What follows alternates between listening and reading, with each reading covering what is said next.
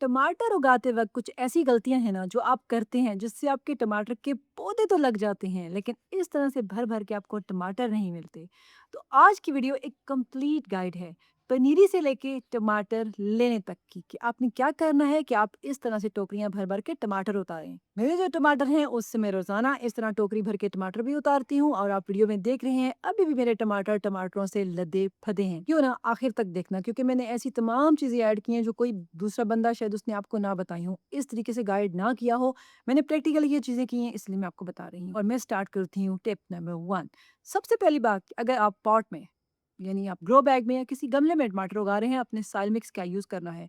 आपने लेना है 50% मिट्टी, बल मिट्टी, ठीक है? और 50% आपने लेना है कंपोस्ट।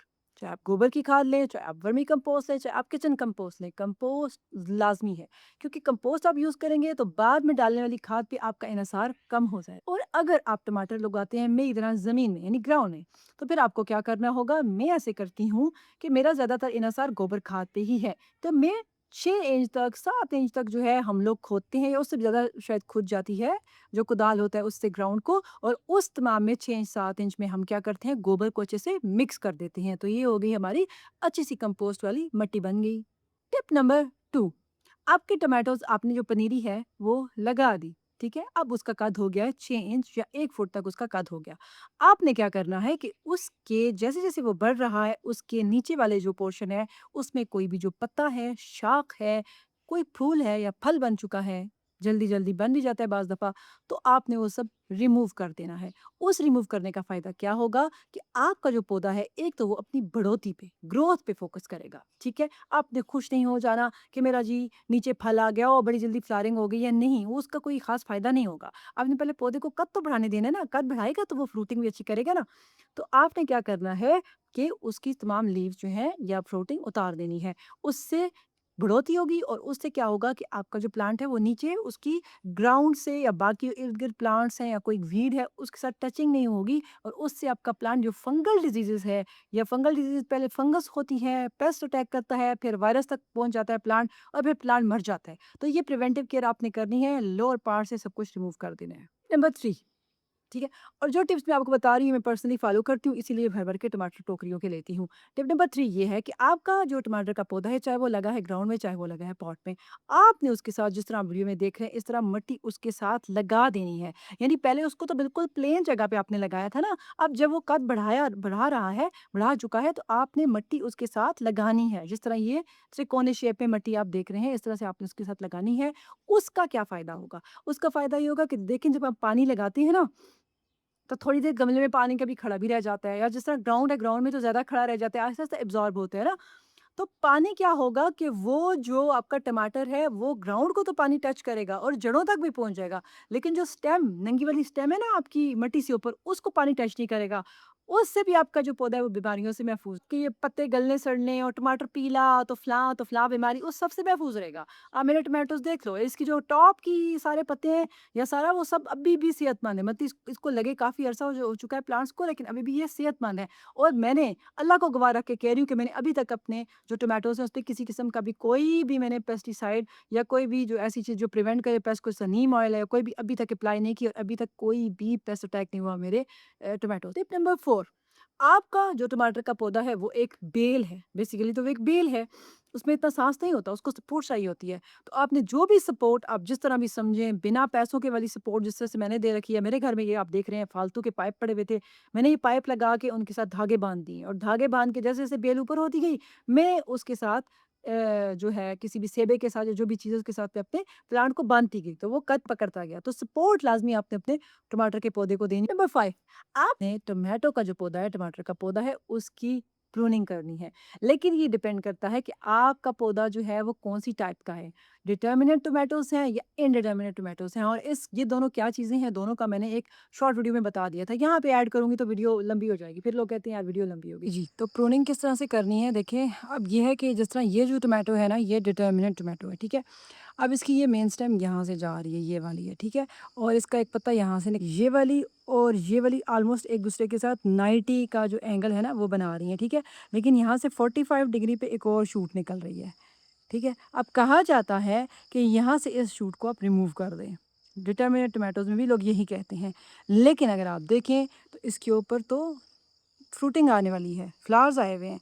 तो डिटर्मिनेट टोमेटोज़ में कभी भी मेरा तो यही तजुर्बा रहा है कि ये जो यहाँ से शूट निकल रही है उसको रिमूव नहीं करना चाहिए, वो ज़्यादा से ज़्यादा फ्रूटिंग देती है।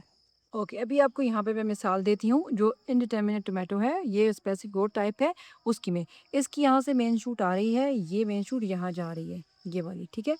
यहाँ से इसका एक पत्ता है और 45 डिग्री पे एक और शूट निकल रही है। ऑल्दो उसके साथ फ्रूटिंग भी है, अगर आप देख रहे हैं तो उसके साथ भी फ्रूट है, लेकिन मुझे इसको कट करना होगा और उसकी रीज़न ये है, अगर आप देख रहे हैं तो ये जो टोमेटो है इसको मैंने काफ़ी लंबी रस्सी बाँध रखी है, काफ़ी दीवार के ऊपर तक। क्यों? क्योंकि ये लंबी हाइट लेगा। ये वो वाली टाइप नहीं है जो दूसरी थी। सो इसकी इस मेन शूट और ये इन दोनों को मैं इनकरेज करूँगी। किसी भी साइड शूट को मैं इनकरेज नहीं करने वाली। टिप नंबर 6 कि जो फर्टिलाइज़र है वो क्या अप्लाई करनी है इस पौधे पे कि हम इस तरह से इससे भर-भर के टमाटर लें। तो जी मैं आपको बताया था कि जब आपने सॉइल बनानी है तो 50% आपने इसमें कंपोस्ट यानी खाद लाज़मी डालनी है। जब आप वो खाद डाल लेंगे तो आपको बाद में फर्टिलाइज़र पे इन्हसार नहीं करना पड़ेगा और ऑटोमेटिकली बिना किसी फर्टिलाइज़र के आपका टमाटर का पौधा आपको टमाटर देगा। लेकिन फिर भी आपको शौक है कि मैं फर्टिलाइज़र डालूँगा या डालूँगी, तो आपने क्या करना है, मैं पर्सनली क्या करती हूँ, जितने भी होममेड में फर्टिलाइज़र्स आपको बताती हूँ, जैसे कि वाटरमेलन पील है, वो डाल लिया, ठीक है? उसके बाद बनाना के जो केले के छिलके हैं, उनका पानी डाल लिया, प्याज़ के छिलकों का पानी डाल लिया, सारी होममेड फर्टिलाइज़र्स और मैं वीकली देती हूँ। आप 15 दिन बाद दे दीजिएगा क्योंकि बार-बार आप क्या थकेंगे? मेरा तो कोई और काम होता नहीं, मैं तो गार्डनिंग के साथ ही लगी रहती हूँ, तो मैं वीकली देती हूँ। लेकिन आप 15 दिन बाद ये अप्लाई कर दीजिएगा। इसके अलावा मैं जो बायो एंजाइम्स घर में बनाती हूँ सब्जियों के छिलकों से, वो भी डालती रहती हूँ अपने तमाम प्लांट्स पे, उसका भी मुझे काफ़ी फ़ायदा हो जाता है। असल जो चीज़ है वो ये है कि आपने हाई फास्फोरस और पोटेशियम वाली ही खाद देनी है, यानी जिन चीज़ों में ये पोटेशियम और फास्फोरस होगा, वो ही खाद आपने देनी है, उसी से आपको फ़ायदा होगा। और अगर अब यहाँ पे बड़ी मैं इम्पोर्टेंट बात बताने वाली हूँ, अगर पहले आपने कंपोस्ट नहीं डाली क्योंकि आपके पास कंपोस्ट होगी नहीं, ठीक है?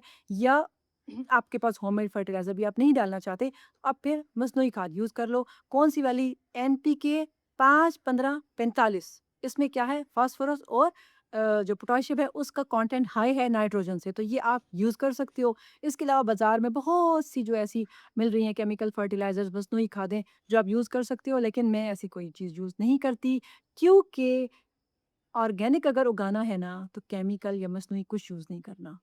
फर्टिलाइज़र की मद में ही एक और चीज़ मैं आपको बताऊँगी कि टमाटर और मेरी जो मिर्च है, शिमला मिर्च है, सब्ज़ मिर्च है, मेरा टमाटर है, इनके ऊपर मैं कैल्शियम लाज़मी अप्लाई करती हूँ क्योंकि कैल्शियम इनके लिए वाइटल है।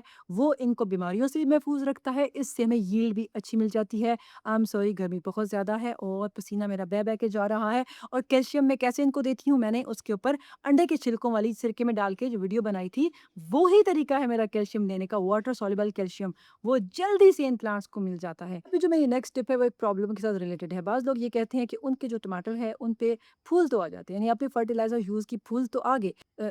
जो फूल है वो फ्रूटिंग में यानी टोमेटोज़ में कन्वर्ट नहीं हो रहे। तो उसकी रीज़न क्या है? उसकी रीज़न ये है कि पॉलिनेशन नहीं हो रही। तो अब पॉलिनेशन कैसे करनी है? उसके लिए 2 काम हम कर सकते हैं। एक, कंपेनियन प्लांट साथ में लगाएँ। जैसे कि अ, गेंदे के फूल हैं, वो आप लगाएँ, वो पॉलिनेटर्स को अट्रैक्ट करते हैं। जब पॉलिनेटर्स आएँगे, तो पॉलिनेशन होगी, तो फ्रूटिंग होगी। दूसरी जो चीज़ आप कर सकते हैं पॉलिनेशन के लिए, वो है हैंड पॉलिनेशन। मैं सुबह सवेरे उठती हूँ, तमाम प्लांट्स की जाँच करती हूँ और मैं अपने जो टोमेटोज़ हैं, उनकी हैंड पॉलिनेशन करती हूँ। नेक्स्ट जो टिप है, वो भी एक प्रॉब्लम के साथ रिलेटेड है और ये प्रॉब्लम मैं पहले फेस करती थी, अभी ये मुझे नहीं आता और ये मैंने प्रैक्टिकली अप्लाई करके देखा है। बाज़ लोग और ऐसे होते हैं कि उनके टमाटर भी आ गए, भर-भर के आ गए। काफ़ी ऐसा टमाटर लगे रहे हैं प्लांट के साथ और पक नहीं रहे, वैसे के वैसे कच्चे हैं। आपने क्या करना है, मैं आपको बताती हूँ। आपने कैंची लेनी है और जितनी भी वेजिटेटिव ग्रोथ है आपके टोमेटो की, जो पत्ते हैं, उन्हें काट दें।